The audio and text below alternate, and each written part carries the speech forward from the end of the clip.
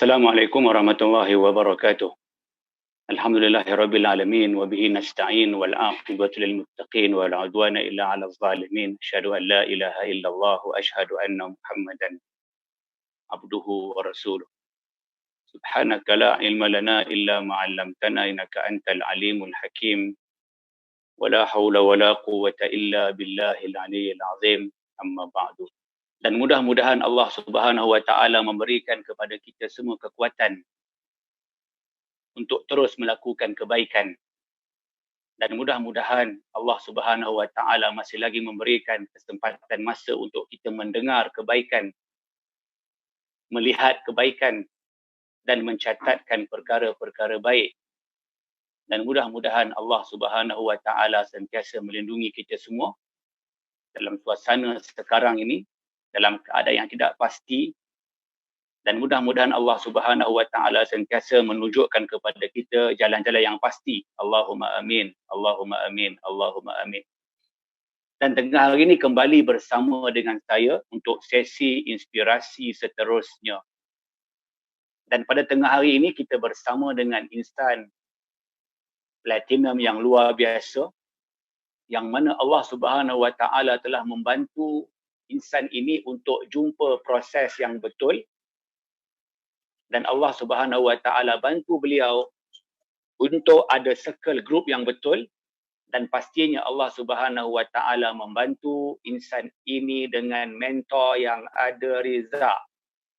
So bagi anda yang menonton saya sekarang, saya mohon jika sekiranya anda ada ketiga-tiga perkara ini, saya mohon untuk anda komen, saya ada dak.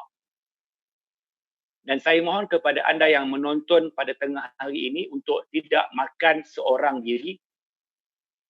Dan apa kata anda ajak rakan-rakan anda untuk sama juga menonton kita pada tengah hari ini. Sebab untuk sesi inspirasi ini anda akan belajar banyak perkara-perkara luar biasa. Kerana insan ini telah lalu proses yang betul. Sehingga menyebabkan ada result. Okey? Okey, sebagaimana kata pepatah Arab, man sara 'ala darbi wasal. Man sara 'ala darbi wasal. Maksudnya, sesiapa sahaja yang berjalan dan terus berjalan, dan dia akan sampai. Maksudnya, sesiapa sahaja yang terus melakukan proses yang betul, pasti di hujungnya dia akan sampai kepada result yang dia inginkan. Siapa yang faham? Okey, so maknanya man sara 'ala darbi wasal. Maksudnya sesiapa sahaja yang berjalan lalu proses yang betul tanpa berhenti, insya-Allah taala insan ini akan dapat hasil yang diinginkan. So tengah hari ini berapa ramai yang nak hasil yang diinginkan? Saya mohon untuk anda komen, saya nak result tak? Okey, so apa kata?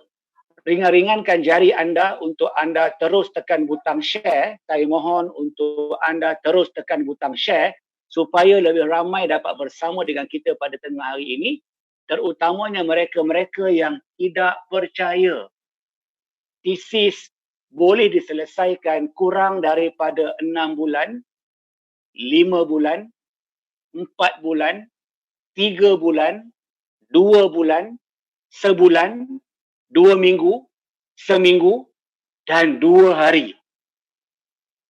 So please, anda yang mungkin pertama kali menonton siaran bersama dengan saya, anda please mohon tidak skeptikal.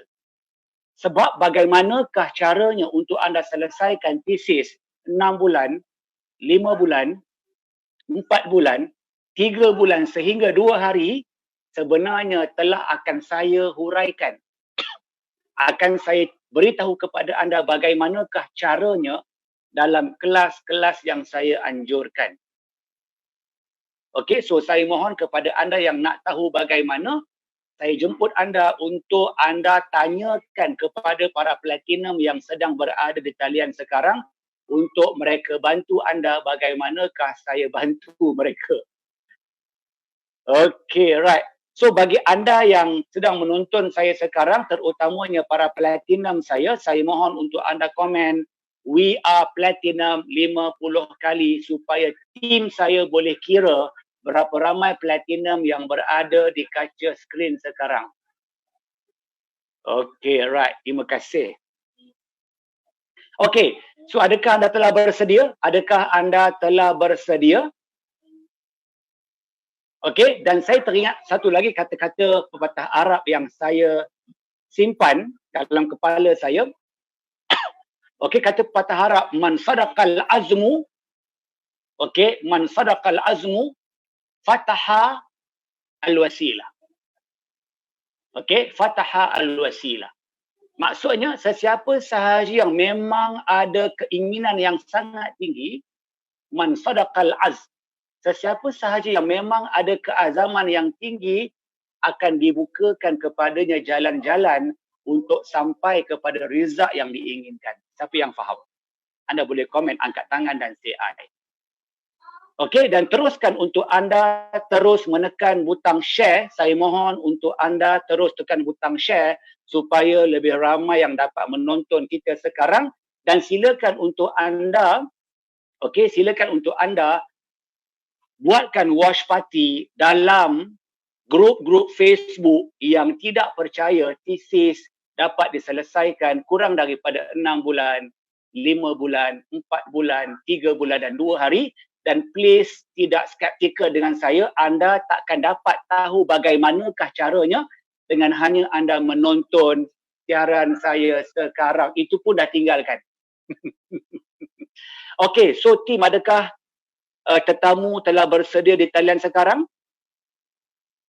Jika sekiranya tim,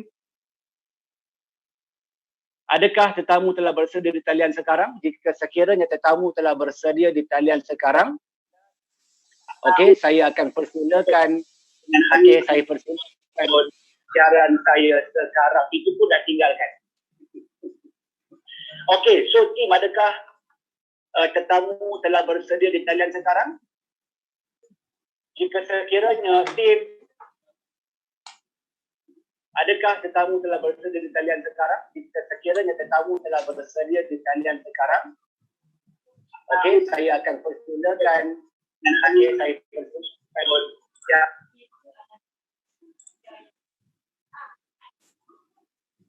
Okey, alright. Okey, so tengah hari ini kita bersama dengan Cik Puan Intan Farhana. Okey, sesiapa yang kenal beliau, anda boleh komen, saya kenal dia dah. Okey, Assalamualaikum Intan, apa khabar tengah hari ini? Waalaikumsalam warahmatullahi wabarakatuh, Dok. Alhamdulillah sihat. Wah, memang luar biasa lah tengah hari ini. Tiba-tiba ada macam ada satu di atas kepala tu, apa sebenarnya tu? Ni semangat, Dok.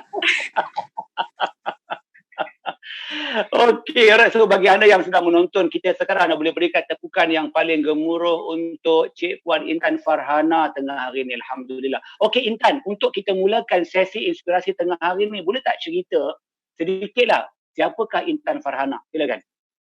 Okay, Assalamualaikum dan selamat sejahtera sahabat-sahabat yang menonton sesi inspirasi pada tengah hari ini. Okay, nama saya Intan Farhana Abdul Rani. Saya adalah pelajar PhD dalam bidang Educational Psychology di UTM Skudai. Sekarang adalah tahun ketiga saya. Master saya adalah di UPSI dalam bidang pendidikan awal kanak-kanak, dan saya juga adalah pensyarah di UPSI. Saya punya first degree di UPM. Dalam bidang apa Intan? Saya di UPM dalam bidang pemakanan bioteknologi. Okey, right. Bagaimanakah Intan daripada UPM boleh pindah ke UPSI? Jauh sangat tu. Cerita dia memang menarik, Dok. Sebenarnya masa saya dah habis study di UPM, sementara menunggu kombo tu, saya ada masuk satu taska sebenarnya. Taska ni saya kerja sambil-sambil lah sementara tunggu kombo. Saya tak boleh duduk diam, Dok, sebab saya masa di UPM tu saya aktif. Saya dalam majlis tertinggi mahasiswa, timbalan presiden 2. Jadi saya tak boleh duduk senyap lah kiranya. Saya kena cari something kita buat. So masa sementara mengantar adik ke sekolah tu, on the way tu ada iklan job untuk mencari cikgu lah, pengasuh kan. Situ adalah jenis lah kata titik tolak macam mana saya boleh involve dengan pendidikan awal kanak-kanak.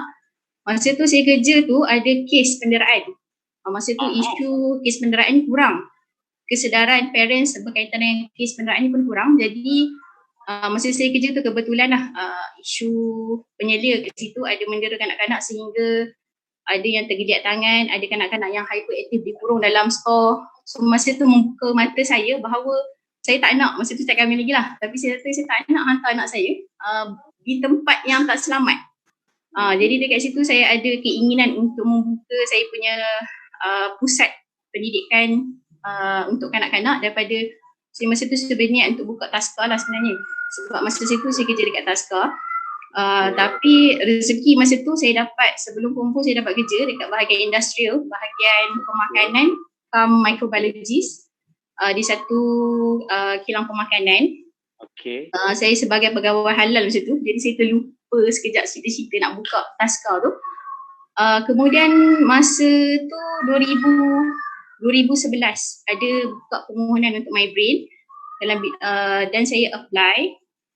Dan alhamdulillah dapat rezeki untuk sambung. Masa tu pun saya punya GPA, saya adalah student GPA, sajak GPA masa saya punya degree.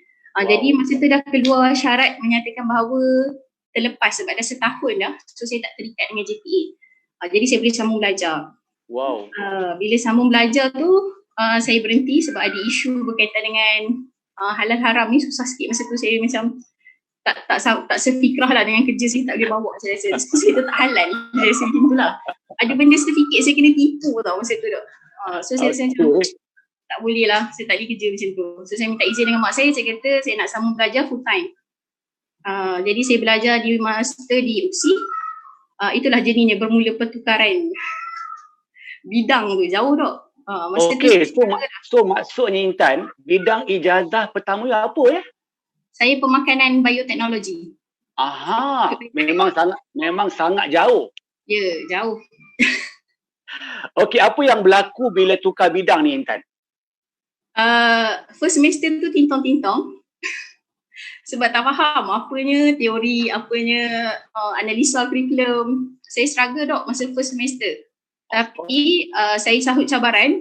Second semester saya jumpa dengan penyelaras. Saya bincang. Saya minta untuk diberi solution macam mana untuk saya lebih jelas berkaitan dengan pendidikan awal kanak, dan saya dapat tawaran untuk bekerja di Tadika UPSI masa tu. Saya mula dari bawah dok. Tadika, taska semua saya rendah je. Dapat kemudian masa tu juga saya apply untuk jadi RA. Masa tu saya punya potential SD master saya. Saya juga pegang masa tu TOT untuk MBM, MBI seluruh Malaysia untuk pergi mengajar cikgu-cikgu, technician berkaitan dengan analisa.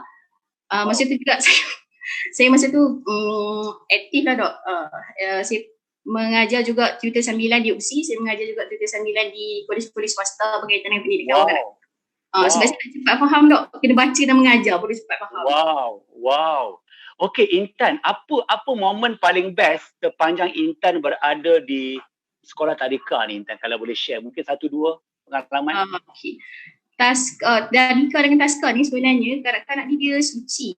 So apa sahaja yang kita ajar, dia sangat cepat untuk absorb, dan apa sahaja yang cikgu cakap terutamanya, dia akan balik dan cerita. Kalau contoh macam kes tadi kan, yang kena dera tu, sebab budak tu sendiri bagi tahu, dia duduk dalam store. So saya sangat tak boleh lah masa tu, saya rasa ya Allah, saya kena cari something untuk ubah situasi tu. Okey, Intan pernah tak rasa macam menyesal lah tukar bidang? Jauh sangat tu, sciences tukar kepada bidang kita panggil social sciences lah. Jauh beza tu. Saya tak pernah rasa menyesal dok. Malahan saya rasa sangat bersyukur sebabnya bidang yang saya lakukan sekarang pun dia ada multidisciplinary lah berkaitan antara pemakanan iaitu sains dan juga kanak-kanak social science. Okey, adakah semasa kita tukar sikit soalan Intan, adakah perjalanan master Intan itu smooth? Alhamdulillah, masa tu Allah bagi sangat mudah. Masa tu juga saya kenal dengan suami, masa tu juga saya dapat peluang pekerjaan. Masa tu juga sebelum kumpul lagi saya dah dapat kerja tetap di kolej swasta. Masa tu saya interview 5 minit je dok sebab saya ada pengalaman. Masa tu dia tanya gaji je, nak gaji apa? Nak gaji berapa?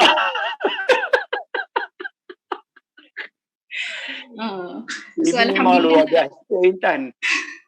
Alhamdulillah rezeki. Berapa lama Intan serve kolej swasta tersebut?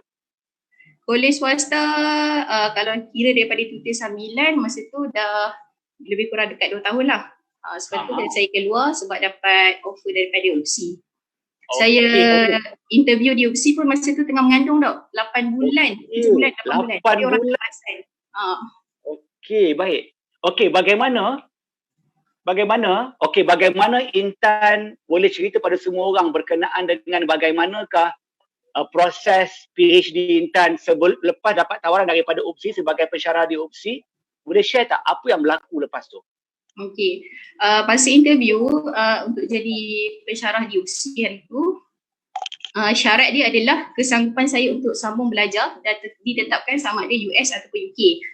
So saya kata ada masalah, memandangkan suami saya boleh ikut disebabkan dia adalah government staff, so dia boleh minta cuti tanpa gaji. Jadi saya kata tak ada masalah lah, benda tu saya okey. So saya ditawarkan masuk UPSI. Dalam tempoh setahun saya perlu mencari penempatan untuk saya punya study peringkat PhD. So dalam setahun tu saya mengajar diploma masa tu, dan juga saya perlu sediakan saya punya proposal untuk application ke universiti sama ada di US ataupun UK. So saya ambil keputusan untuk buat di UK. Jadi dalam tempoh tu juga saya ambil IELTS saya.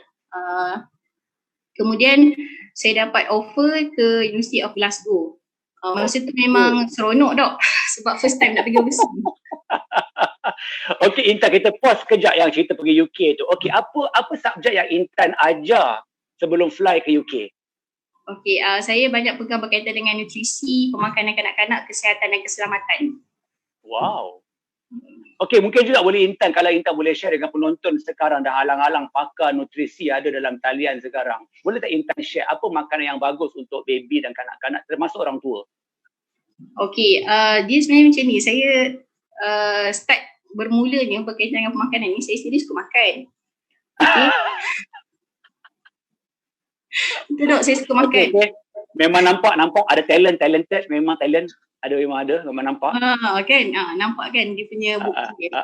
Okey, lepas tu cuma bila saya dapat anak saya ni kan, saya belajar untuk buat praktikal. Selalu ni saya mengajar cikgu macam mana nak sediakan makanan serve pada kanak-kanak, makanan yang berkhasiat ikut piramid makanan.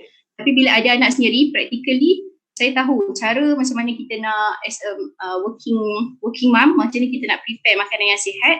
Kita boleh buat stok, berapa lama kita boleh simpan dekat dalam chiller, berapa lama kita boleh simpan dekat freezer, bila kita nak keluarkan, bila kita nak masukkan, apa yang kita boleh gabungkan, kita nak mulakan dengan apa dahulu, sama ada sayur atau buah. So saya suggest bagi ada anak yang baru mula nak makan solid food, bermula 6 bulan, ni iklan kejap doktor kan, maksudnya makan sayur dulu sebelum makan buah.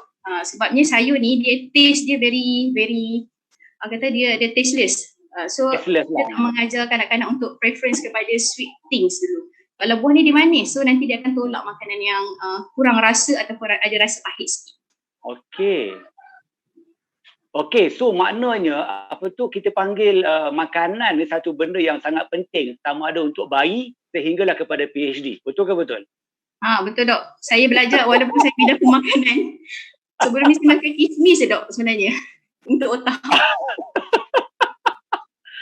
Berapa gram yang makan kismis? Kismis tu yang dia apa? Yang dibacakan ayat-ayat tu kan.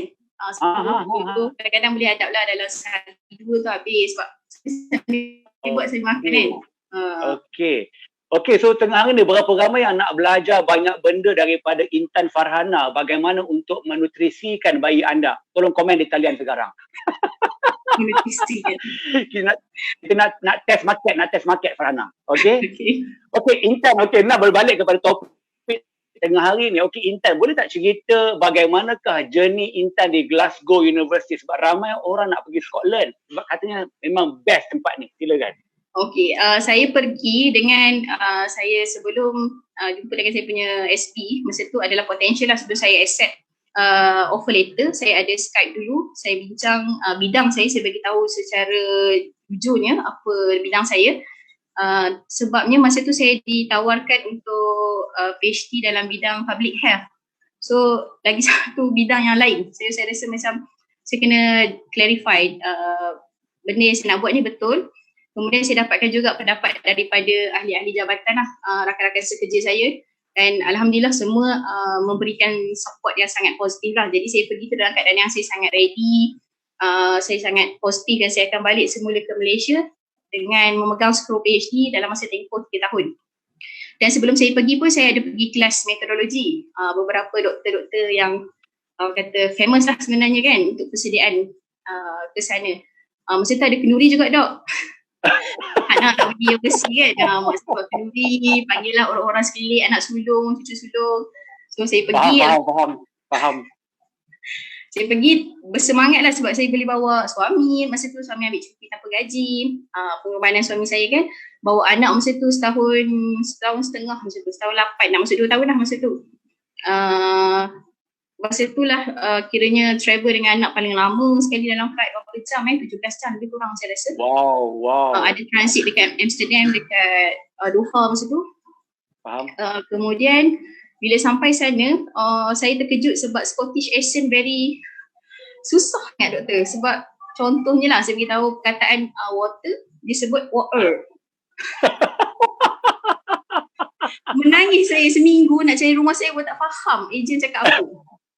Mereka kampung kan? Kampung, Scottish ni kampung kan? Dia kalau ikut dia macam memang kampung lah.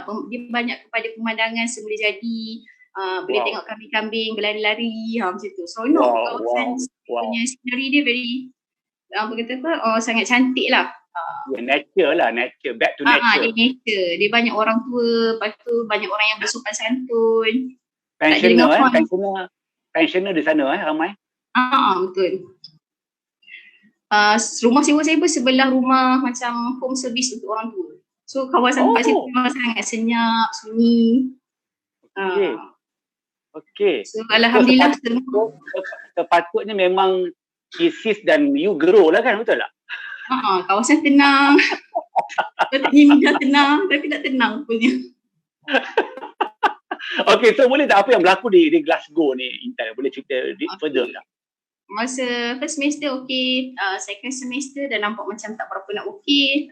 Sebabnya saya berbincang dengan saya punya SB masa tu, dia nampak saya punya progress, dia kata macam slow, dia kata macam you tak boleh nak catch up. So saya disarankan untuk pergi ke kelas lah yang berkaitan dengan public health.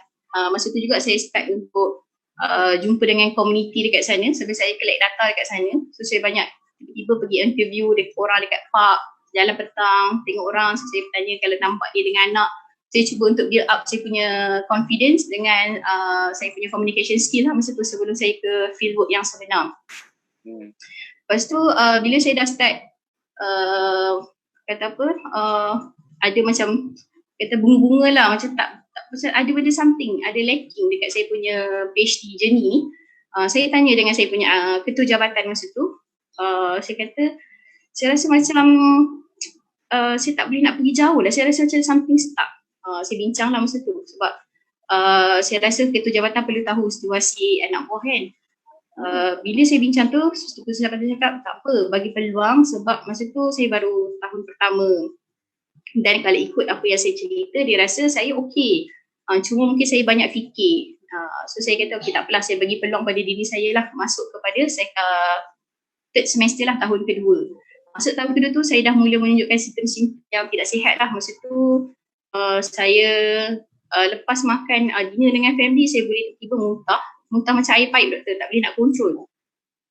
Perut saya cramp, memang sakit sangat perut saya, dia memang ada gastrik tapi tu bukan gastrik lah masa tu saya rasa. Saya tak, memang terus masa tu pergi first time lah jejak kaki ke hospital kat sana. Saya punya kaki semua saya tak boleh nak berdiri, jadi macam keras lah masa tu. Saya punya betis semua sakit masa tu.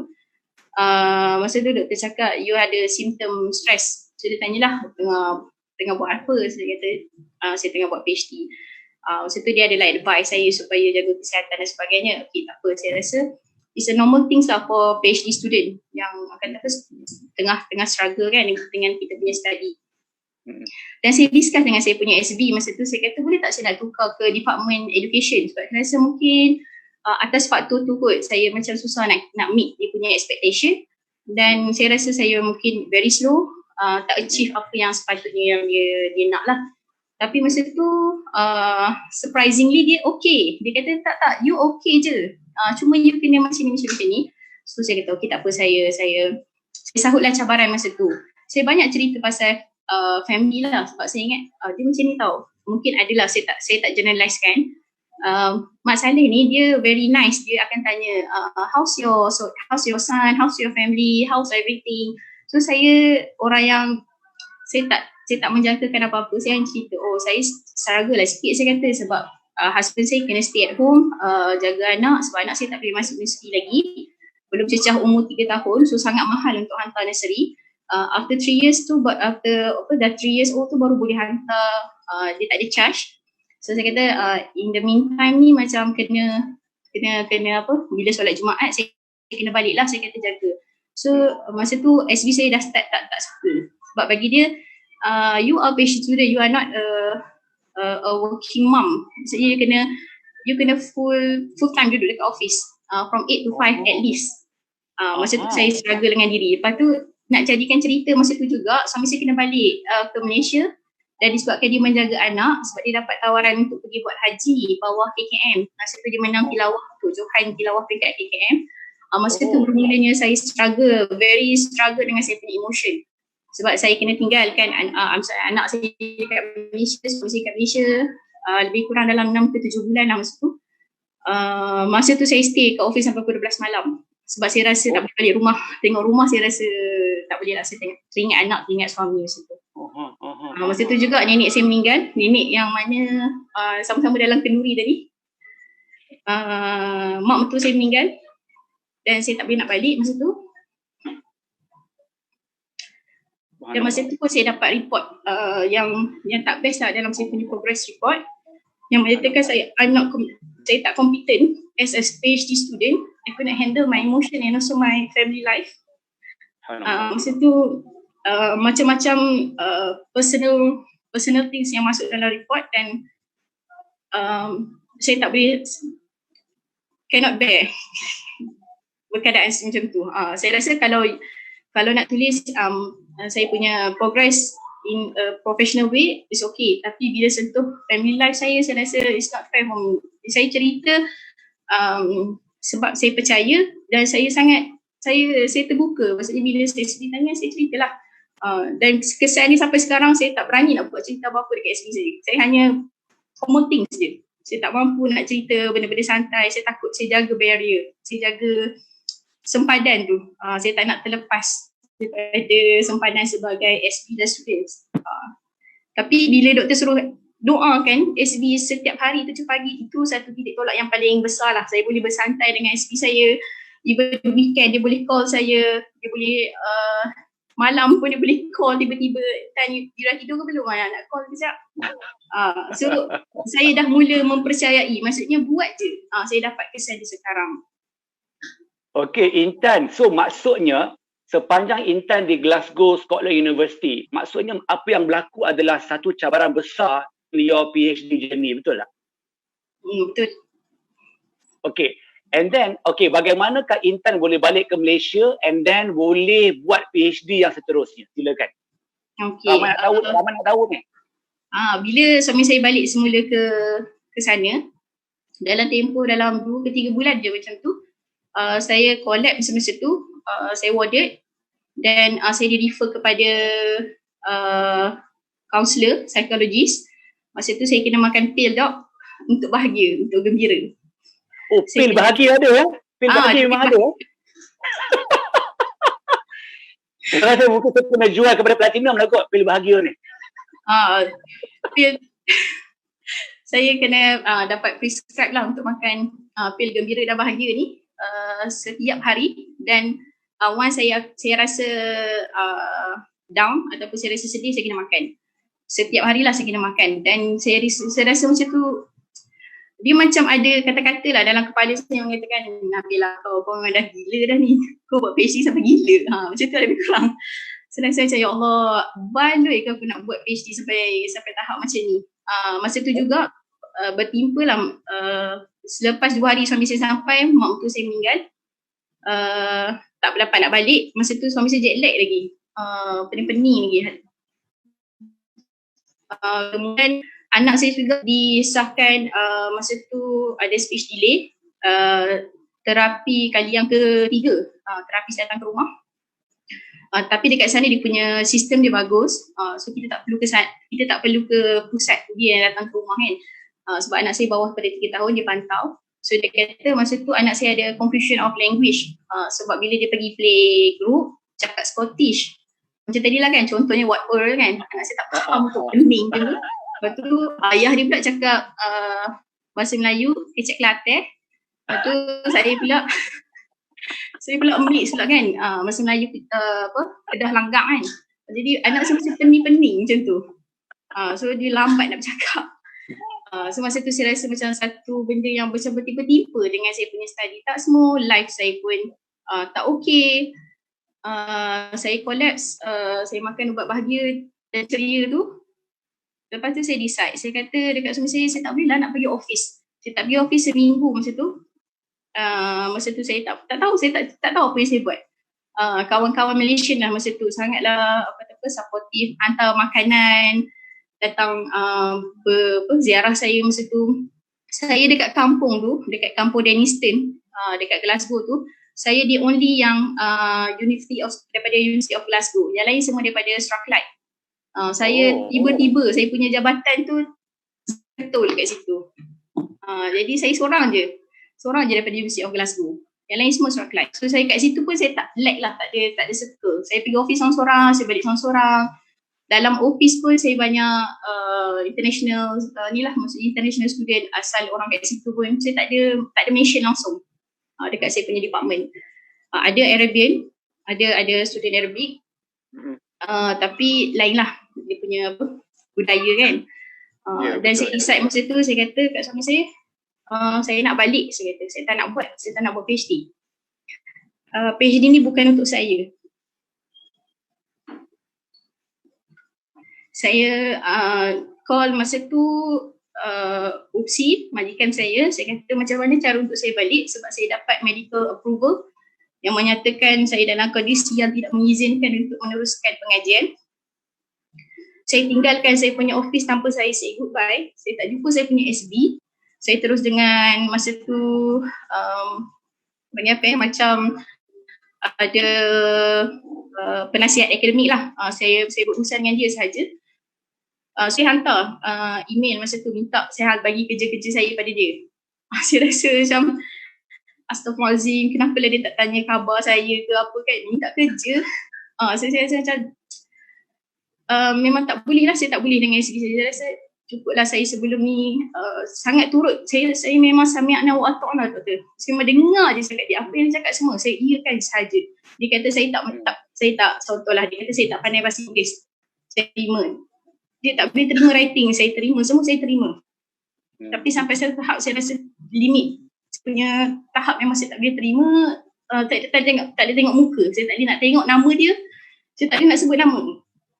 Masa saya jumpa dengan penasihat akademik tu, saya tak boleh nak mention nama, saya je cakap SB saya saja, my ex SB, itu je saya boleh cakap. Dan saya balik dengan keadaan yang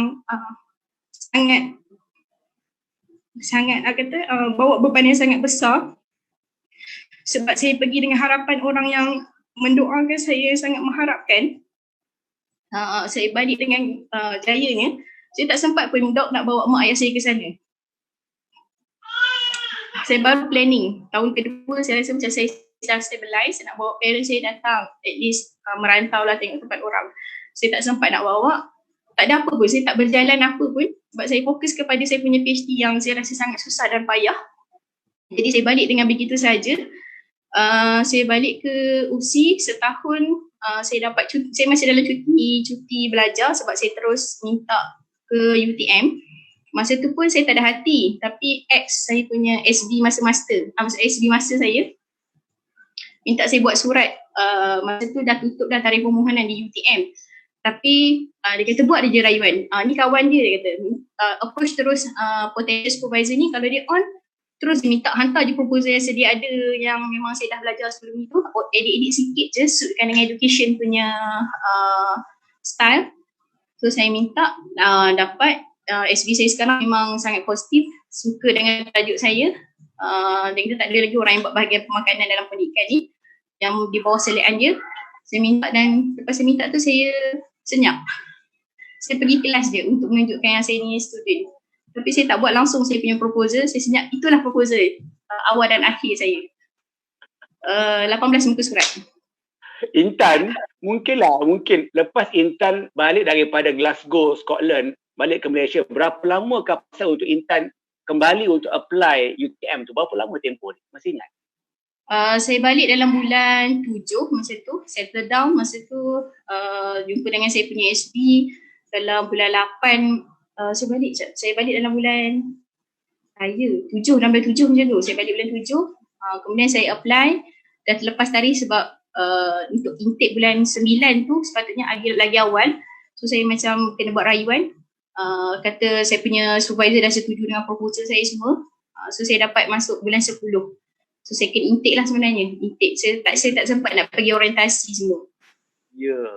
Okey Intan, kembali balik pada cerita 18 halaman tu dan tak ada hati untuk buat PhD kedua. Silakan.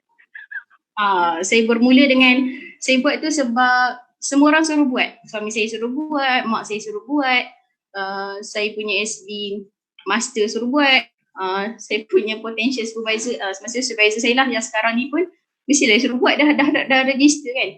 So saya kata okey lah, saya pergilah kelas. Saya pergi kelas, masa tu saya tengah mengandung. Untuk buang ubat bahagia dan ceria saya tu, gembira saya tu, saya ambil keputusan untuk mengandung sebab orang tak percaya yang saya tak perlu makan. Semua orang percaya saya kena makan ubat tu baru saya boleh rasa gembira. Jadi untuk meyakinkan orang, saya kata saya nak mengandung. So saya nak mengandung, saya tak boleh makan ubat tu. Saya tak boleh makan pil tersebut. Jadi masa Intan, ada orang tanya, pil bahagia tu memang bagi bahagia betul ke? Sekejap lah, dia high sekejap.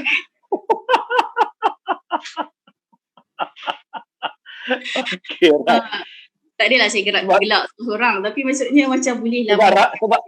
Sebab ramai nak beli ni. Allahu Akbar. Yalah. Seksa gantung ubat kan. Saya tak pernah makan ubat setiap hari. Jadi saya rasa macam nak jadi apa kan dengan saya ni, makan ubat setiap hari. Apa sebenarnya aku ni orang Islam, kenapa aku nak kena bergantung dengan pil? Banyak lagi kaedah lain kan. Jadi saya cuba untuk avoid. Jadi saya kata dia banyaklah kenapa saya nak anak yang kedua ni. Satu, saya rasa saya dah tangguh lama. Sebabnya saya fikir okey, saya nak habiskan PhD 3 tahun gap dengan anak saya. Okey, cantik lah tu saya dapat anak yang kedua. Kemudian saya fikir anak saya tangguh untuk habiskan PhD yang saya tak tahu. Yang kali kedua ni saya sambung tanpa niat. Bila nak habis pun tak tahu. So saya nak tunggu lagi untuk saya bersalin, untuk ada second anak. Lepas tu saya fikir anak saya yang pertama pun dia tak ada kawan. Antara sebab juga kenapa dia lambat bercakap. Yang ketiganya saya fikir balik untuk buang ubat tu lah daripada hidup saya. Convincekan orang yang saya betul-betul nak back to normal. Jadi orang biasa. Saya kena avoid ubat tu dengan cara saya mengandung, saya tak boleh makan. So bila dah mengandung, automatik ubat tu saya kena buang. Jadi masa register dekat UTM tu, saya tengah mengandung. Saya pergi kelas. Sebelum saya habis kelas, bulan 3 tu saya dah bersalin. So second semester tu saya masih pergi kelas sebab di UTM dia ada, sebab saya bukan ex-student. So dia ada kelas yang wajib compulsory untuk saya habiskan. Ada 4 kelas academic writing semua tu. Kemudian habis kelas saya senyap. Saya tak buat apa-apa pun. Saya tunggu je. Untuk report, untuk masuk report duty dekat UPSI. So saya masuklah kerja. Kenapa tunggu tu? Apa sebab tunggu tu? Iaitu ramai orang tu. Kenapa nak tunggu? Tunggu apa sebenarnya Intan? Tunggu kerja di UPSI tu sebab saya rasa tak bersalah sangat. Sebab sebenarnya saya macam habiskan masa cuti tu dengan saya rasa tak ada hasil. Saya rasa berdosa dengan majikan saya, duit gaji saya tu dengan saya tak buat apa-apa. So saya tak minta penanggungan apa pun. Saya memang masuk kerja. Cukup je 3 tahun saya masuk kerja. At least saya rasa tugas hakiki saya selesai. Saya tak makan duit gaji saya tu, elang yang saya terima tu begitu sahaja. Dan saya pun tak minta untuk dibayarkan yuran. Saya bayar sendiri dok. Masya Allah. Dia Masya pula Allah. duit. Subhanallah. Subhanallah. Subhanallah. Hati yang mulia. Subhanallah.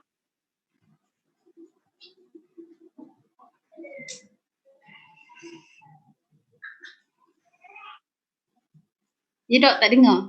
Ya Intan, okey, lepas tu bila dah sampai habis semua tu, okey, apa yang berlaku? Okey, macam mana yang Intan boleh ada turning point untuk jumpa dengan Dr. Rocket ni? Siapa yang jemput Intan ni sebenarnya?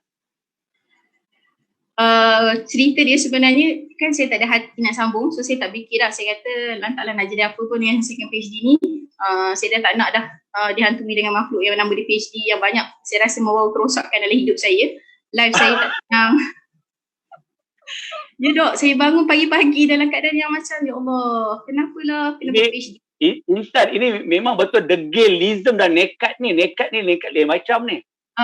Ya dok, saya memang ada degil tu. Tapi degil saya yang kali sebelum ni degil yang memang lantaklah nak jadi aku. Memang serius saya kata saya hanya menipu je dengan mak ayah saya. Saya kata okey, PhD okey, semuanya semua. Saya pergi kelas, saya kata nanti tengok ni kakak ambil gambar perjalanan nak pergi ke Johor, pergi UTM. Saya cuba untuk menipu diri dengan mengatakan yang saya tengah buat I'm okay, saya tengah buat PhD saya. Tapi sebenarnya I'm not okay. Dalam hati saya tahu saya hanya menipu diri sendiri. Saya beritahu saya okay je, semua okay. Tapi sebenarnya saya kontak SP saya satu semester sekali je. Itu pun untuk kalau masa dalam tempoh saya dapat beasiswa setahun tu, saya nak datang report kan, so saya perlukan report. Dan cakap tentang report ni saya baru tahu rupanya kenapalah saya tak di-terminate lagi daripada universiti tu. Sebab supervisor saya setiap semester dia bagi 8.9, 8.6, 8.7/10 walaupun saya tak ada progress. Allah bagi kat saya nikmat tu 360 darjah. SB yang sangat, walaupun berlainan bangsa dan agama, tapi Allah bagi kat saya, Allah tukar. Maksudnya kau tak boleh realise kan orang yang lain bangsa dan agama ni tak membantu bangsa dan agama yang lain. Allah ajar saya benda besar lah maksudnya masa kat SB. So maknanya memang Intan sejak balik daripada UK and then sampai ke Malaysia memang doa untuk kena termination, betul tak? Ya dok, saya tak nak dah. Saya kata kalau benda ni membawa derita, benda ni membebankan saya, benda ni memang tak sesuai untuk saya. Saya bukan orang yang layak untuk buat PhD. Orang lain yang lebih bijak, orang lain yang lebih pandai, orang lain yang lebih ada kaliber untuk jadi student PhD. Saya ni memang taklah. Bukan tahap saya untuk buat PhD. Okey, Intan, tahu tak saya jumpa ramai orang spesies Intan sebelum ni? Saya pun rasa ada juga sebabnya ada juga sahabat-sahabat saya yang saya kenal lah. Sebelum masa saya datang ke sana ada yang balik lah tanpa PhD. Tapi masa tu saya cuba untuk positif lah. Saya kata rezeki masing-masing kan. Selagi mana kita cuba buat yang terbaik, Allah akan bagi reward kita. Tapi bila kena dekat batang hidung sendiri, rasa tak boleh nak bangun tak. Merangkak, menyuluh. Betul, semua. saya faham. Cuma Intan, bezanya Intan dan mereka yang saya jumpa sebelum ini adalah Intan jumpa saya and then teruskan proses. Mereka jumpa saya dan mereka hilangkan diri. Faham tak apa saya maksudkan? Faham tak? Faham. Saya kan sebagai ni tu, kalau saya tak teruskan proses sekarang, saya akan jatuh ke dalam gua gaung yang dalam, sangat dalam, yang saya mungkin tak akan mampu nak naik semula. Dan saya akan teruslah dalam dunia saya tu. Ni satu option Allah dah bagi dekat saya. Ya, betul Intan. Okey Intan, now boleh cerita tak macam mana boleh jumpa dengan Dr. Rocket dan seterusnya? Saya jumpa dengan Dr. Rocket ni sebenarnya pada bulan 12. Masa tu suami saya dah risau lah, tengok saya ni macam relax sangat kan, tak macam student.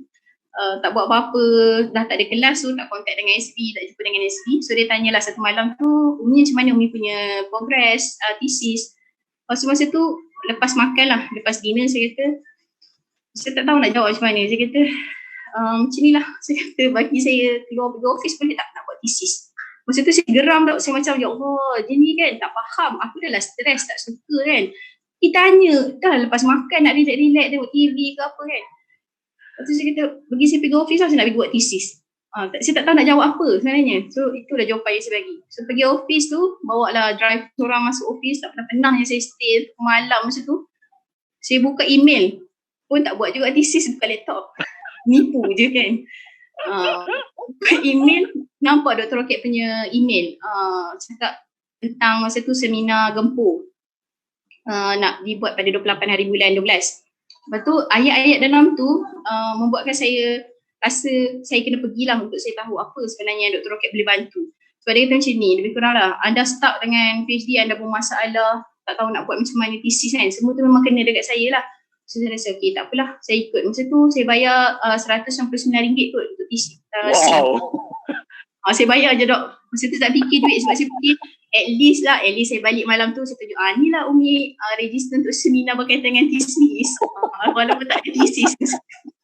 Nampak tak dia punya helah dia tu. At least kan takkan nak balik macam tu je, malu lah kan. Jadi cakap bila sangat lagi offer buat tesis.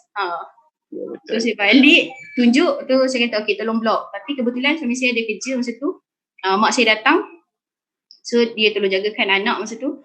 Saya tak boleh lupalah jasa mak dan juga suami saya. Suami saya masa tu ada urusan di KL, saya drive ke Bangi masa tu.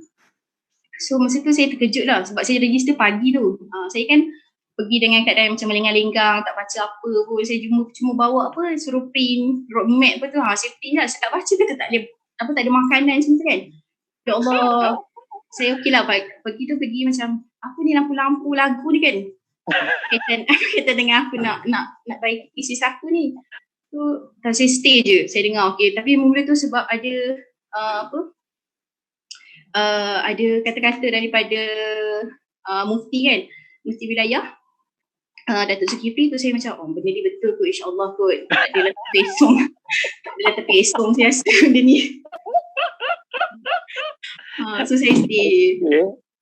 Lepas tu bila sampai tengah hari tu ada masa register tu ada ditawarkan lah, maksudnya nak skip tak untuk sesi one to one dengan dok. Saya kata okey lah, saya kena grab lah, dah saya datang.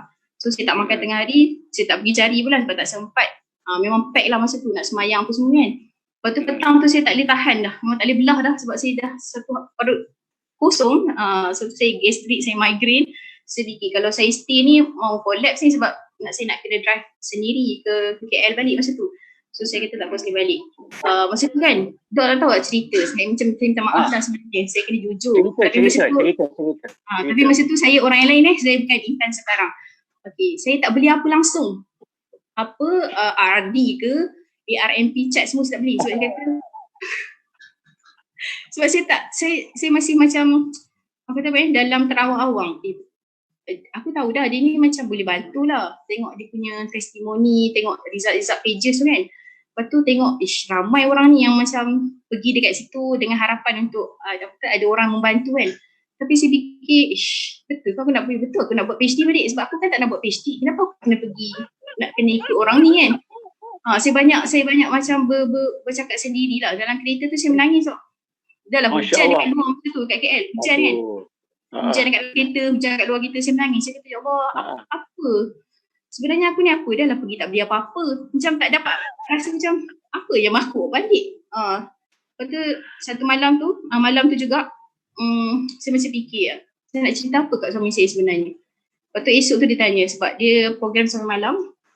So suami tanya, macam mana Umi punya seminar? Suami saya ni sangat supportive. Dia memang nak ambil tahu apa yang berlaku dengan saya punya journey. Sebab dia tahu ni cerita-cerita saya dok. Masa nak kahwin, masa tengah merisik tu, mak saya beritahu. Dia ni nak sambung belajar. Nanti janganlah menghentikan dia untuk sambung belajar. Sebab saya memang saya cakap kat mak saya, siapa nak kahwin saya kena beritahu. Saya nak sambung PhD. Kena halang saya. So suami saya faham lah benda tu. Dia pegang benda tu, pesanan pada mak saya masa tu. So bila cerita kat suami saya kata ada impact lah juga, saya kata. Tapi Umi tak tahulah betul ke tak Umi nak buat PhD ni kan. Suami saya kata tak apa, Umi register je, terus contact staff masa tu, Dr. Kat punya staff, abang yang bayar.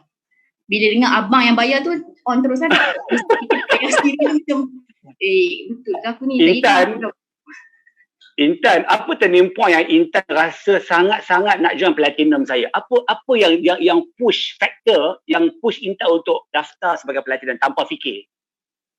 Okay, masa saya nak join Platinum Doktor tu, sebab saya nampak pages bergerak. Saya tengok perubahan daripada orang yang kosong pages kepada beberapa ratus pages. Ada doktor share masa tu dalam seminar. So saya kata aku ni Yang stuck tak gerak-gerak pages ni macam ya Allah menyedihkan sangat. So aku kena cari orang yang boleh gerakkan pages. Okey, Intan, terfikir tak itu mungkin tipu ke ataupun mungkin saya ajar benda bukan-bukan ke? Terfikir tak benda tu? Tak dok, saya memang straightforward. Saya fikir mesti orang yang boleh bantu aku. Tapi saya banyak fikir komitmen saya lah. Saya fikir diri saya sendiri. Saya betul-betul nak commit tak? Bila orang ni nak tolong aku dah invest untuk join. Betul ke aku nak buat PhD ni? Banyak masa tu saya bermain dengan emosi saya. Nak buat ke tak nak buat? Sebab tu masa lepas gempur, pre-platinum, task yang tengok video buat LP, jangan mengeluh. Saya ingat sekarang, jangan mengeluh 7 hari tu, seminggu tu. Saya memang rasa ni bukan pasal tesis aku. Saya rasa perubahan diri saya. Saya rasa ya Allah, saya sebelum ni kan mengeluh kat suami saya sebab suami saya kerja jauh sikit. So saya banyak uruskan anak. Saya penat dok sebab saya bawa anak saya pergi terapi. Saya bawa masa tu balik Malaysia tiba-tiba doktor cakap pula anak saya mungkin ADHD, ada attention deficit. Saya jadi macam makin bertambah-tambah down saya tu. So saya rasa macam suami saya dah lah tak pergi hantar tu tak apalah. Tarik appointment boleh tak ingat apa semua. Saya rasa macam Allah semua beban atas saya. Saya dengan baru nak adapt suasana kerja semua kan. Banyaklah masa tu life saya yang Allah betulkan. Kebetulan masa tu suami saya tak ada dok dekat rumah. Suami saya masa tu balik kampung, ada settlekan urusan dekat kampung. B2B tu saya dengan anak je. Dan saya boleh buat task tu. Maksudnya bila saya nak, saya boleh buat. Bangun tidur sampai pukul 3 pagi walaupun dok cakap jangan stay up, tapi sebab nak saya dah dapat momentum tu. Saya nak. Saya tak kira lah macam mana pun saya kena buat. Sebab saya memang sangat desperate, orang yang sangat desperate nak berubah. Nak mengubah tesis lah masa tu. Saya tak nampak lagi nak ubah hidup saya. Tapi rupanya along the way tu saya bukan ubah tesis saya lagi. Saya baru ubah diri saya, mindset saya ubah perasaan saya yang selalu rasa semua benda payah, semua benda susah tu, saya mengeluh, semua tu tak ada. Saya berjaya untuk buang. Saya tak mengeluh kalau suami saya tak ada, saya uruskan anak sendiri. Saya buat task-task doktor, sambil tu ada kelas lagi. Sebab tu saya mula percaya, saya kata proses doktor ni, proses yang bukan hanya sentuh tesis sahaja, tapi menyeluruh kehidupan saya.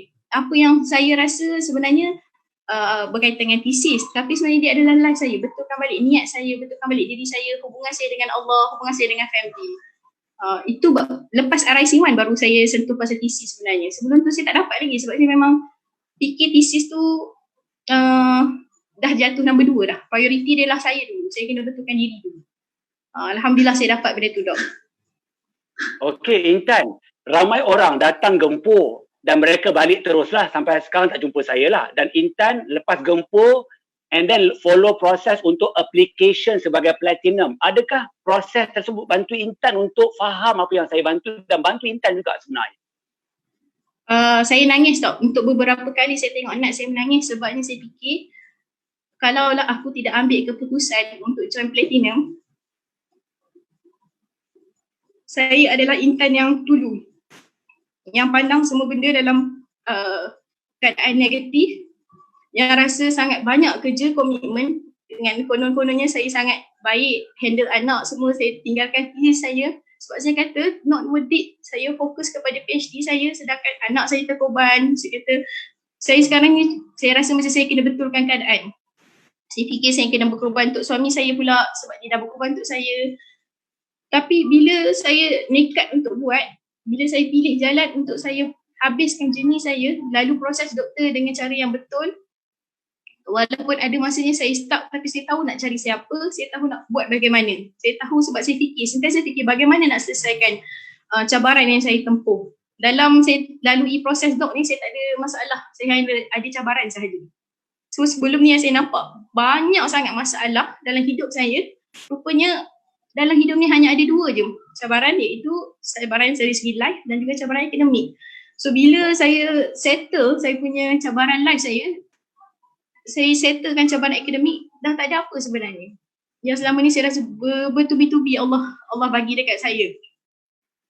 Dan satu benda lah saya tak pernah cakap dekat orang, saya hanya cakap dengan suami saya. Baru 3 hari lepas kot saya kata, lepas solat subuh saya cakap dengan suami saya, Allah bagi dekat saya banyak sangat nikmat. Yang paling saya rasa saya baru sedar iaitu saya boleh bercakap dengan ayah saya dalam keadaan yang sangat santai. Sebelum ni saya takut dengan ayah saya. Saya rasa saya banyak mengecewakan ayah saya sebagai anak sulung. Saya ni anak ayah sebenarnya. Muka saya banyak ikut ayah. Muka saya banyak ikut perangai pun ada juga ikut perangai ayah. Saya rasa macam saya tak sanggup nak cakap dengan ayah saya. Dia tak pernah sentuh benda-benda yang very sensitif tentang pengajian. Sebab saya rasa saya menghampakan. So saya call ayah saya. Yang saya tanya adalah ayah okey, ayah sihat. Tu pun mungkin sebulan sekali kot. Paling cikai lah. Paling best pun sebulan sekali je. Tu pun untuk tanya ayah makan apa, ayah okey ke tak. So ayah pun akan jawab makan nasi ayam. Macam tu je. Ayah saya pun tak banyak cakap lah. Jadi bila saya ikut proses doktor ni, minta restu dan minta doa, hari-hari saya boleh berhubung dengan ayah saya.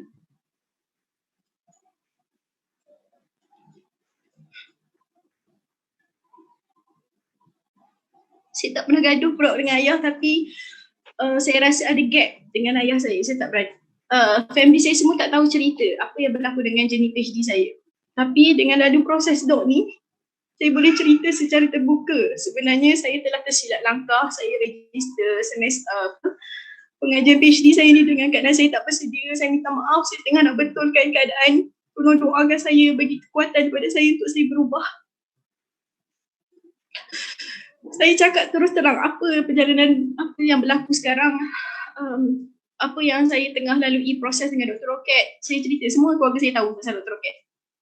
Subhanallah. Subhanallah. Subhanallah. Subhanallah.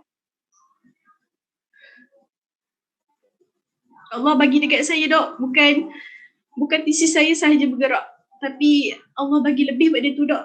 Hubungan saya dengan ayah saya yang paling saya terkesan. Saya lupa sebelum ni saya anak manja ayah. Saya banyak ikut ayah untuk pergi office, mak dengan adik-adik semua. Saya lupa bila saya dah kahwin, saya ada anak. Saya lupa saya dengan ayah saya tu macam mana dulu. Saya banyak bercerita dengan mak, mak yang tahu semua. Jadi ayah ni hanya tahu melalui mak. Tapi bila saya buat PhD untuk kali kedua, hikmah dia sangat besar. Setiap benda yang berlaku setiap hari berkaitan dengan tesis saya cerita. Ayah tolong doakan kakak, restu kakak hari ni kakak nak tulis bahagian ni macam ni, berapa pages. Syukur alhamdulillah dok. Ni siapa yang ajar ni? Intan jadi macam ni? Pulang saya termakan fail Dr. Roket.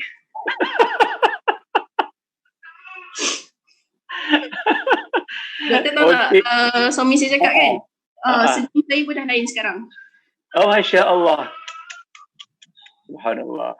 Okey Intan, now ramai nak tahu apa result Intan. Apa result Intan lepas follow RIC1? Apa result Intan? Boleh tak tunjuk result tu? Kalau ada result tu. Lepas makan pil saya ni. Saya tak malulah nak tunjuk saya punya tesis yang sebelum ni 18 sahaja. Lepas RIC1 yang memberi kesan yang sangat besar pada saya rasa keikhlasan seorang mentor untuk membantu anak murid untuk berubah, dan saya dapat hasilkan draft yang pertama sebanyak 345 pages yang sebelum ni saya tak pernah tergambar pun untuk saya tulis. Saya buka laptop saya migraine, saya buka laptop saya nak muntah, saya buka laptop saya ada gastrik. Saya tak tahu macam mana nak hadapi cabaran tersebut. Tapi Allah izinkan dengan lalu proses Dr. Roket, dengan jumpa mentor yang betul, dengan ada circle yang positif. Saya pernah stuck dok, banyak kali juga saya stuck dalam journey semasa dalam proses Dr. Roket. Tapi saya tahu saya ada kawan-kawan yang saya boleh cari. Saya cari kawan-kawan yang memang boleh membantu. Itulah bestnya Platinum Dr. Roket ni. Kita tahu siapa yang boleh membantu kita selain daripada kita punya guru kita Dr. Roket. Alhamdulillah, saya menangis dalam kereta. Masa tu print ni dekat kedai. So saya tahan lagi lah. Tapi bila dah jumpa dengan suami tu, saya berlapar dok sampai pukul 4 petang untuk print sebab saya stay dekat library. Saya ingat lagi momen tu, saya stay dekat library untuk habiskan saya punya first draft ni. Sampai pukul 7 petang lah saya balik office, saya stay. Instead of saya slot in, selain daripada saya slot in saja waktu bekerja. So saya kata saya kena buat something lah, saya kena stay. So nanti balik tu saya settle semua, okey lah tak apa. Satu hari tu hari Khamis, saya ingat lagi doktor cakap, saya kata macam mana saya hantar report kot, saya kata. saya kata saya stay library dok. Saya nak settlekan saya punya first draft. Masa tu ada lagi dalam berbaki 4 hari daripada target date saya. Tu dok tanya, masa tu nak dekat maghrib saya macam terkejut jugalah dok reply. Pukul 7 kan saya balik library tu dok cakap apa yang tak settle lagi. So dia kata chapter 5, chapter 6. Kemudian dok kata okey, malam ni siapkan chapter 6. So, macam alamak, aku dah penat dah ni dekat library kan. Balik pada office ada kelas semua, nak stay pula dekat rumah ni. Saya macam berkira-kira lah, saya kata aku ni nak buat ke tak. Tapi saya redah je, saya kata tak apalah. Dalam keadaan yang malas tu pun tak ikhlas lah sebenarnya masa tu sebab saya penat. Lepas tu saya kata tak apa, saya kena ikut juga cakap cikgu, mesti ada benda. So bila dah buat tu, rasa macam ya Allah pukul 11 lebih saya siap masa tu. Saya mesej panjang gila saya mesej masa tu. Wow, saya masih ingat mesej tu. Saya boleh habiskan chapter 6 masa tu. Kemudian dah masuk hari Jumaat tu, dah masuk office kerja, saya kata ya Allah saya tak boleh lah, lagi sikit je lagi, tinggal chapter 5 je saya tak settlekan lagi. Saya kata dekat dok masa tu pukul 12, saya kata saya tengah buat chapter 5 ni, dok tolong doakan saya dan restukan saya nak habis juga hari ni, tak kira apa. Saya tak makan sampai petang. Pukul 4 tu saya settle dulu pergi kedai print semua, tahan air mata, malu orang kedai tu kan, entah kenapa dia ni menangis. Masuk dalam kereta, saya menangis sehabis-habisnya. Saya kata ini benda yang abang bayar, yang abang invest untuk ayah, yang abang korbankan masa jaga anak. Ni yang Umi boleh bagi dekat abang. Saya tak pernah terbayang dok, boleh tulis sebelum ni yang saya migraine teruk. Saya lawyer tak tahu apa. Rupanya boleh selesaikan, tapi dia bermula dengan mindset yang betul, kehendak yang betul. Bila tak ada kehendak, semua benda tak boleh jadi. Sakit lah macam-macam. Betul. Intan, berapa hari siap first draft je Intan? First draft saya siap dalam masa 18 hari. Saya siap 14 hari bulan 2. Lepas daripada IC1. Tu pun masa tu tak ada kehendak kuat-kuat lagi. Kalau ada kehendak kuat lagi kan, bayangkanlah 1 hari boleh siap 1 chapter. Intan, ada ramai orang tanya ni, apa yang doktor bagi you makan ni sampai 18 hari je siap thesis ni dekat Glasgow tak boleh buat, balik UTM tak boleh siap, jumpa roket 18 hari boleh siap. Apa dia bagi makan sebenarnya ni? Apa yang doktor buat adalah sebenarnya doktor bagi makan brain food. Tak ada. Doktor sebenarnya betulkan dalaman kita lah, betulkan dulu hubungan kita dengan Allah. Itu yang saya dapat. Sebelum ni bukan kata kita tak solat atau saya tak solat ataupun saya tak baca Quran, tapi kefahaman. Saya minta ya Allah, bila saya baca Quran saya mintakan ketenangan. So saya dapatlah ketenangan sekejap kan. So bila saya tinggalkan Quran, saya dah hilang ketenangan. Tapi saya ingat lagi dok ada share hari itu dalam live, bila kita baca Quran kita niat kerana Allah, kita niat untuk dapatkan kefahaman. Tak kira lah macam mana pun kita niatkan untuk dapat kefahaman. Dan yang ketiga, untuk selesaikan solusi kita. Letaklah di sebelah tu apa cabaran yang kita hadapi, kita baca Al-Quran dan minta supaya Allah selesaikan. Dan saya dapat benda tu dok. Saya betulkan niat saya betulkan hubungan saya dengan Allah yang selama ni saya tak boleh bangun pukul 4 pagi. Masa saya menyusukan anak lagi pun saya ada terjaga, tapi saya tak mampu untuk bangun untuk menghadap dia dahulu sebelum saya teruskan kehidupan saya yang hektik setiap hari. Jadi bila saya mulakan dengan menang pagi saya, you win your morning and you win the day, saya dapat banyak nikmat. Saya dapat banyak win-win yang Allah bagi dekat saya. Yang selama ni saya take for granted. Saya terlupa ya Allah bagi nikmat suami saya lupa ya Allah bagi nikmat kesihatan, saya lupa ya nikmat ya Allah bagi anak-anak yang sihat, anak-anak yang cerdik, anak-anak yang baik, yang memahami mak dia sedang go for something. Saya banyak take for granted. Saya lupa yang mak ayah saya sihat, yang masih ada lagi untuk doakan saya. Saya take for granted. Sedangkan ada orang yang mungkin diuji dengan masalah cabaran kesihatan ibu. Jadi bila saya banyakkan syukur saya seawal bangun pagi, saya tengok suami saya tengok anak saya, Allah bagi lebih banyak benda rupanya. Saya betulkan balik. Sebelum ni saya salah sangka dengan Allah. Saya pernah salah sangka dok. Saya kata kalau saya berdoa, kalau Allah bagi benda yang salah macam mana? Sebab saya nak pergi sangat overseas dok. Ya Allah, saya cita-cita. Saya memang dapat straight A dok masa SPM. So cita-cita daripada itu lagi. Tapi Allah tak izin saya masuk matrik. Jadi bila ada peluang saya rasa ya Allah inilah yang sama ni aku doa kan, aku nak pergi overseas. Jadi saya rasa saya salah doa. Sebab Allah makbulkan doa saya, tapi Allah tak bagi pun benda yang saya nak. Maksudnya saya nak PhD, tapi saya nak pergi overseas. So benda tu bukan benda yang terbaik untuk saya. Saya pernah rasa saya salah doa. Saya rasa aku takutlah nak doa, nak minta. Sebab nanti kalau salah bagi macam mana? Aku tak tertanggung dah benda. Dan banyak benda-benda tu doktor betulkan. Dalam live pagi yang terutamanya lah yang recharge every day, yang betulkan balik mindset. Yang banyak saya tersentak sebenarnya. Okey, Intan, ramai yang ambil tu for granted, tak tonton live pagi saya. Intan rasa apa impact paling besar bila tengok live pagi setiap hari? Okey, saya ni dok, jujurnya saya ada masa sebelum ni saya memang tidur lepas subuh. Sebab saya fikir apa lagi nak buat kan? Tisi tak payah, tisi tak gerak nak buat apa. Anak-anak tidur lagi, tidur je lah sekali kan lepas subuh. Nanti anak bangun barulah buat breakfast dan sebagainya. Terutamanya weekend lah, kalau kerja tu memang tak mampu lah kan. Terutamanya weekend, so saya rasa macam okay, weekend tidur lepas subuh. Tapi bila saya ikut proses Dr. Rocket, belajar untuk bangun seawal 4 pagi, dan saya fikir kenapa doktor buat live pagi sebenarnya 7.45 tu, apa reason dia, kenapa tak buat lewat sikit petang ke kan, sambil-sambil kita settle siram apa bunga, pokok bunga ke apa, angkat kain ke boleh dengan live kan, kenapa kena pagi.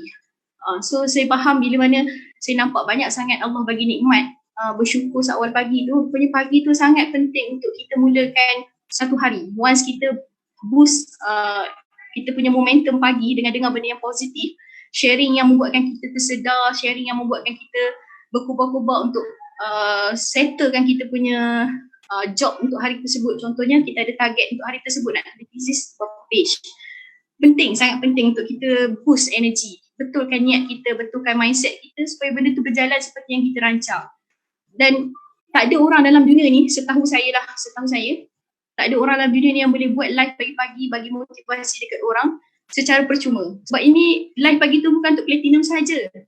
So siapa yang duduk dalam Dr. Rocket boleh dengar. Bayangkan mak saya dengar detik pagi dok, sebabnya adik saya ada dekat rumah, so adik saya buka. Adik saya pun dapat momentum. Kadang-kadang Dr. Rocket bukan sekadar dekat dalam platinum je, Dr. Rocket ada dekat Kedah pun ada, dekat Tanjung Malim pun ada. Kadang-kadang saya terlupa teralpa kan. Saya suami saya bebel. Sebab itu bukan progress tu movement, kena sekali sebab dia dengar sekali live.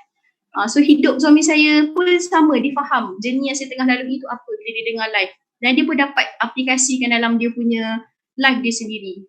Besar dok, saya memang doakan apa yang dok buat semua Allah kira sebagai satu jambatan, satu cara untuk masuk ke syurga. Banyak apa yang dok buat ni benda yang orang tak mampu nak buat. Teruskan, saya tak pernah rasa apa yang dok buat ni salah. Malahan dok buat ni benda yang orang lain tak mampu nak buat. Dan saya sangat sakit hati, jujurnya saya cakap, bila ada orang yang mempelekehkan guru saya, yang mana saya tahu dia buat kerja yang sangat ikhlas demi Allah.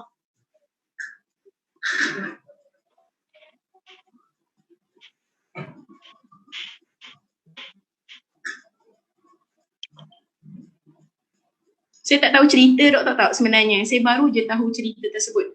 So masa tu saya rasa, saya kata kat suami saya pandang tinggi sebab orang yang berilmu, orang scholar kan, academician. Tapi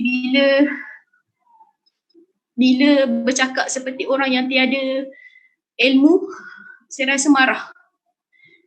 Saya pernah pergi kelas beliau beberapa kali. Saya hormat beliau sebagai guru, tapi saya tak faham kenapa orang yang bijak boleh judge orang tanpa dia tahu keadaan sebenar. Cuba untuk memahami sebelum kita menghukum seseorang. Saya rasa perubahan diri saya, demi Allah saya rasa. Saya memang menangis. Saya menangis dengan mak saya menangis dengan suami saya menangis dengan ayah saya minta maaf. Saya kata, walaupun saya tak boleh balik raya ni, saya nak minta maaf. Saya kata, tolonglah restu perjalanan saya. Dan mak ayah saya tahu saya berubah tremendously, sangat berubah. Jadi saya tahu apa yang berlaku pada diri saya tidak adil untuk menghukum guru saya tanpa tahu apa yang beliau buat, apa pengorbanan yang beliau telah lalui, masa, wang, ringgit, tenaga. Kalau berani, kalau mampu, cubalah buat macam mana beliau buat, dan rasa boleh sustain, boleh konsisten tak istiqamah. Saya sendiri pun tak boleh nak istiqamah dok untuk pegang saya punya thesis setiap hari. Ada masanya saya boleh 5 pages, ada masa saya boleh 4 pages, tapi dok tak pernah lagi tak buat live. Saya boleh bangun 4 pagi sebab dok. Bayangkan, sebab maksudnya Allah buka hidayah untuk saya bangun pukul 4 pagi kerana dok. Kenapa nak mengata cikgu saya? Saya sedih dok, demi Allah saya sedih.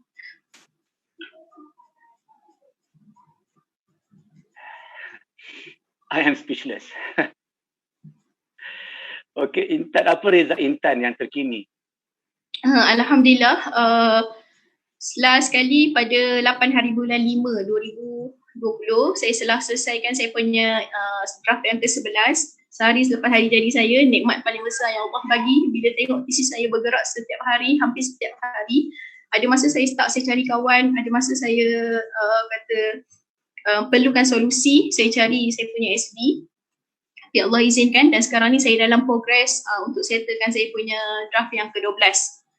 Alhamdulillah, syukur sangat dok. Saya tak pernah jangka saya akan dapat result macam ni dalam tempoh yang cepat. Berarti fikir tak akan ada orang yang boleh bantu untuk ada sampai 12 draft dalam tempoh kurang 4 bulan? Intan. Tak pernah terfikir. Masa yang dok tanya kan dalam Gempur, siapa nak habiskan tesis dalam masa 6 bulan? Saya macam okey bangun. Siapa nak habiskan tesis dalam masa 4 bulan? Masa tu saya tak boleh nak hadam lagi macam mana nak buat. Walaupun masa tu dah ditayangkan formula-formula, saya tak ada nak bayang macam mana saya menggunakan formula tersebut untuk hasilkan draft-draft. Tapi saya bangun je masa tu.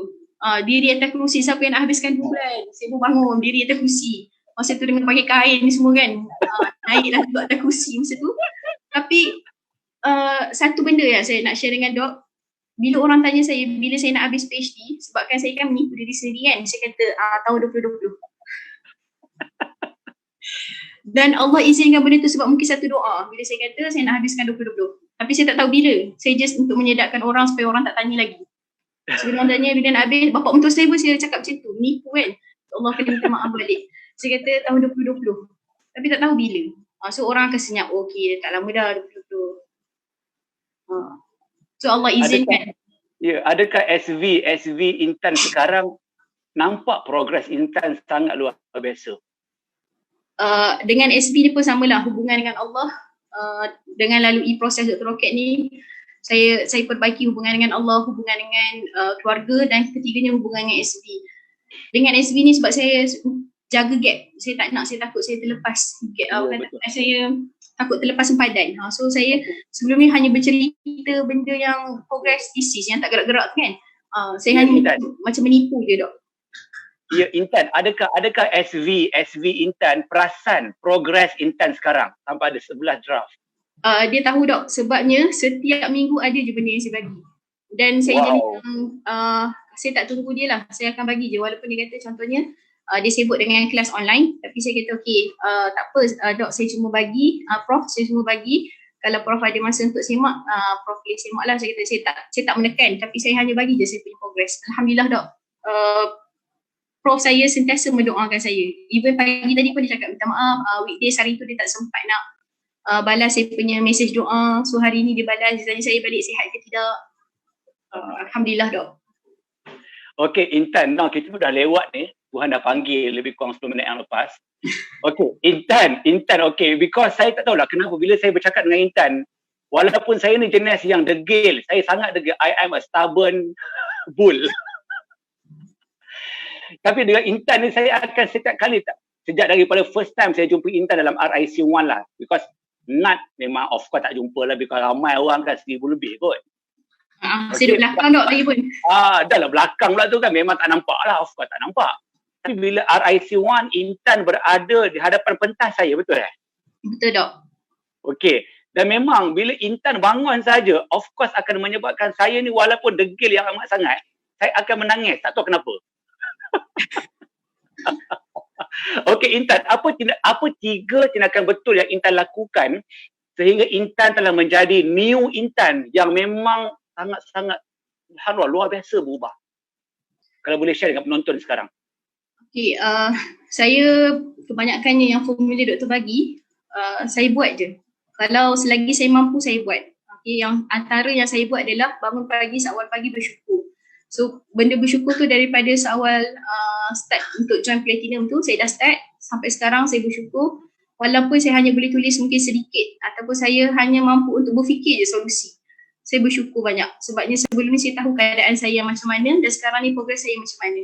Yang kedua adalah saya fikirkan bagaimana untuk saya selesaikan saya punya cabaran berkaitan dengan thesis saya ataupun life saya lah, mungkin siapa nak uruskan anak dan sebagainya. So saya akan fikirkan bagaimana instead of saya menyalahkan diri ataupun saya akan rasa lebih teruk lagi down dalam keadaan yang lama. Yang ketiga adalah saya buat dan buat. So saya pegang 3 perkara ni dok, alhamdulillah Allah izin untuk dapat result sampailah sekarang. Subhanallah. Intan, yang terakhir lah mungkin saya masih nak tanya juga pada Intan, because Intan sebut Intan pernah makan ubat, pernah sakit. Adakah lepas jumpa Dr. Roket, sakit tu semua hilang? Alhamdulillah, ubat yang Dr. Roket bagi lebih mujarab. So saya tak perlu ambil pil yang lain. Saya tak ada makan ubat, saya tak ada dah gastrik saya pun alhamdulillah tak ada gastrik, saya tak ada migraine, saya tak perlu makan pil bahagia dan ceria. Alhamdulillah. Okey Intan, yang terakhir lah mungkin, apa perancangan Intan sepanjang PKP ni? Adakah PKP ni menghalang Intan daripada progres ataupun apa yang berlaku dalam PKP ni, sepanjang PKP ni? Jujurnya masa awal PKP tu saya mencari rentak juga macam mana saya nak susun, sebabnya kebanyakan masa saya buat thesis adalah di luar daripada rumah. So bila saya balik rumah saya akan fokus kepada family. Semua seawal pagi tu je saya akan buka saya punya laptop untuk tengok thesis. Tapi bila PKP ni saya mencari rentak macam mana saya nak susun masa, dekat mana workstation saya. Saya kena bawa balik bahan-bahan saya semua. Jadi dalam PKP ni memang tak, alhamdulillah selepas saya dah dapat rentak, saya boleh menyiapkan kalau ikutkan dalam ni bermula daripada draft yang ke-7 sehinggalah sekarang. Saya dapat hasilkan 7, 8, 9, 10, 11, 5 draft dalam tempoh PKP. Alhamdulillah. Subhanallah. Sepanjang PKP ada 5 draft siap. Ya, alhamdulillah Doktor. Nasib saya selalu kata, ya Allah, bersyukurnya saya tempoh PKP ni Ramadan, terutamanya Ramadan kali ni dengan proses Dr. Roket. Saya tak tahu apa akan jadi dengan saya kalau saya tak join Dr. Roket. 2020 hanya tinggal wawasan 2020. Saya tak ada perubahan. Umur saya 32 tahun tanpa perubahan. Saya akan terbaring tergolek-golek dengan cerita Korea satu episod demi episod. Demi Allah dok, saya kata kat suami saya, benda yang saya bersyukur sangat saya lalui proses Dr. Roket. Saya nampak saya nampak perubahan diri saya tahu saya menjadi lebih baik sebagai seorang anak, sebagai seorang isteri, sebagai seorang hamba Allah, sebagai seorang mak. Saya tak tahu nak urus sebelum ni diri saya. Rupanya pengurusan thesis sangat penting dalam hidup saya. Dan saya kecilkan thesis saya supaya saya nampak benda yang lebih besar dalam hidup saya lebih appreciate apa yang berlaku dalam hidup saya. Alhamdulillah. Intan, masih lagi nak tanya juga. Okey, Intan rasa memang Ramadan kali ini sangat berbeza Apa yang berbezanya Intan? Berbezanya sebab kita tak boleh nak pergi bazar, Doktor. Ini memang lawak. Nah, Doktor. Berbeza sebabnya kan saya tak pernah nak fikir saya nak masak apa. Saya sebelum ni kan sangat excited menu kan. Siap menu tu sebelum Ramadan lagi. Okay, nama aku yang apa. Sebab saya suka makan. So saya akan rancang. Okay tak macam ni bang. Kita makan. Tapi sekarang ni saya tak, benda tu jatuh benda yang tak tahulah nombor berapa. Sebab nikmat berpuasa dalam keadaan yang kata kita kosongkan perut dalam keadaan lapar dan dahaga. Bila tulis thesis tu lagi nikmat rasanya. Wow. Saya boleh bangun awal, lepas tu kita, sebenarnya saya takut Doktor. Saya jenis orang yang sangat takut. Saya fikir macam mana lah nak tempuh puasa, nak tulis thesis, lapar nanti, idea tak ada, saya otak tak berpung, macam mana kan, tidur ke nanti. Tapi bila tempuh dalam keadaan melalui proses Doktor, saya dapat nikmat tu. Memang saya bersyukur gila Doktor. Bukan setakat saya tempuh, saya ambil keputusan untuk join Gempur. Saya lalui proses platinum. Dalam PKP saya join Dr. Roket. Saya masih dalam proses Dr. Roket. Dalam Ramadan pun saya dalam proses Dr. Roket. Bukan setakat thesis saya bergerak, saya punya life yang saya susun untuk kita tingkatkan amal ibadah dengan Allah pun dah ada checklist. Sebelum saya tak ada checklist pun. Saya hanya dah baca Quran dan dah sahur Saya tak pernah ada checklist. Inilah pertama kali saya lalui proses yang ada checklist Ramadan soon. Dan saya sangat appreciate hari-hari saya tanda. Allahu Akbar. Okey Intan, subhanallah, memang saya rasa ramai sangat tengah hari ni yang dapat inspirasi yang luar biasa daripada Intan, dan kita doa Allah Ta'ala jaga Intan, jaga family Intan, berikan kebahagiaan yang luar biasa kepada keluarga Intan insya-Allah. Dan yang paling best insya-Allah, tak sabar-sabar untuk kita dapat berita daripada Intan. Intan masuk bilik Viva dan luar biasa insya-Allah, dan dapat result yang Intan impikan dan visualkan insya-Allah. Amin insya-Allah Dok. Dok, saya nak cerita, sebenarnya kan saya tak hebat pun Dok. Orang lain lagi ramai lagi sahabat-sahabat yang hebat. Tapi kan bila kita duduk dalam circle yang hebat, kita terasa tempias dia. Kalau kita nak malas pun, kita rasa berdosa. Kita rasa ya Allah, aku ni bulan puasa ni tak ada syaitan pun, tapi aku malas juga. Aku ni sebenarnya apa? Saya mengaku benda tu Dok. Tapi Kak Intan, dekat luar sana ada banyak Facebook group yang percuma pun, tak payah bayar pun. Apa komen Intan? Saya join dan saya scroll je Dok. Tapi tak mampu untuk mengubah persepsi saya, mindset saya pun sebenarnya. Okey Intan, mungkin yang terakhir tengah hari ni, apa pesanan Intan kepada semua yang belum pernah lalu proses yang saya bantu? Apa pesan Intan kepada mereka? Demi Allah, dalam hati saya, saya ajak kawan-kawan untuk beri peluang kepada diri. Kalau kita memang nekat untuk berubah, untuk kita ubah nasib tesis kita, terutamanya beri peluang kepada diri untuk membetulkan dengan cara kita join program Dr. Rocket. Dan kalau kita dah join, contohnya NUT, bagi peluang untuk kita join Platinum supaya momentum yang kita dapat semasa NUT tu berterusan dan kita akan terus menghasilkan result-result yang luar biasa. Bagi yang memang ada cabaran, macam contohnya lebih kurang macam saya, maksudnya ada cabaran dari segi life, cabaran dari segi akademik, itu lagilah perlu grab, sebab tak ada orang yang mampu untuk bawa kita setiap hari, ingatkan kita untuk tulis tesis kita, untuk gerakkan tesis kita, untuk biarkan tesis kita berevolusi. Kita akan rasa nikmat tu. Percayalah cakap saya, demi Allah, bulan puasa, bulan yang baik ni, saya tak tipu, doktor tak bayar saya, malah saya bayar doktor lagi. Saya rasa kalau ikutkan saya kena bayar banyak lagi. Duit ataupun yuran yang saya bayar tu sebenarnya berlebih-lebih lagi apa yang saya dapat. Nikmat yang Allah bagi sekarang dekat saya, bukan isi saya saja bergerak, tapi Allah mengubah diri saya untuk jadi lebih baik. Saya tak kata saya baik, tapi saya ada keinginan untuk menjadi lebih baik. Siapa yang nak bawa kita menuju ke syurga? Siapa yang nak bawa kita gerakkan tesis bersama dengan ubah diri kita untuk buat PhD demi masuk syurga. Kerana Allah Ta'ala, saya tak dapat benda tu di tempat lain. Itu satu-satunya benda yang sangat lain daripada program-program ataupun seminar-seminar, postgrad ataupun workshop yang saya pernah hadir. Demi Allah. Okey Intan, last word untuk Dr. Rocket. Doktor, saya pernah tulis surat kan dekat doktor. So of course, saya simpan frame lagi. Saya tak pernah tulis surat selain pada dekat suami saya.